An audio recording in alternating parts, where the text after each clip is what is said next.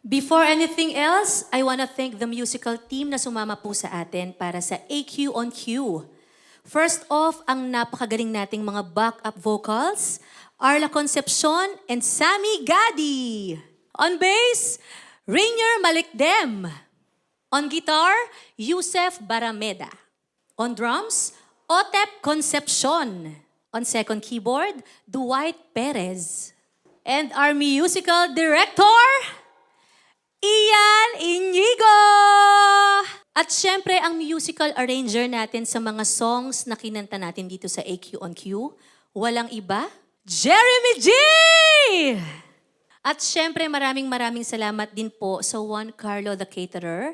Napakasarap ng pagkain namin dito sa set. Thank you very much po sa inyo. Sa last song na babalikan natin dito sa AQ on Q, ay ang isa sa mga bumuhat sa akin sa panahon ng pandemya at pagkaka-deny ng network franchise na nagbibigay ng trabaho sa akin. Maraming salamat po kung sino man po ang nagpa-viral sa kantang ito dahil kumita ako kasabay ng mga vlogs na ginawa ko para makasurvive sa panahon ng pandemic. Written and composed by my very good friend, Iyeng Constantino. At ang hirap.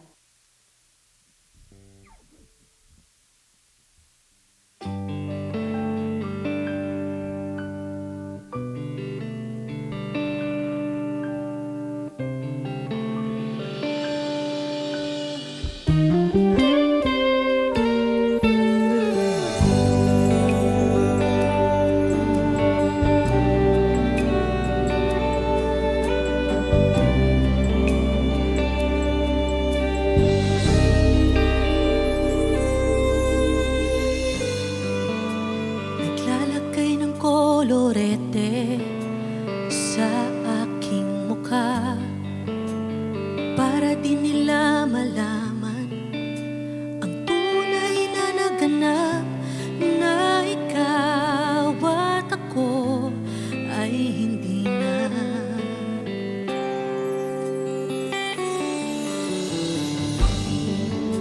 Inensayo pang mga ngiti para di halata.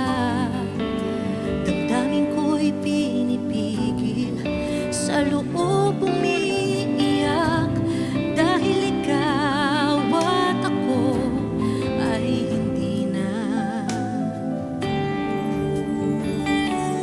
At ang hirap, magpapanggap pa ba ako na ako ay masaya kahit ang totoo ay talagang wala ka na. Akong bukas, pagmulat ng aking mata, may mahal ka ng iba, wala na akong magagawa. Di ba?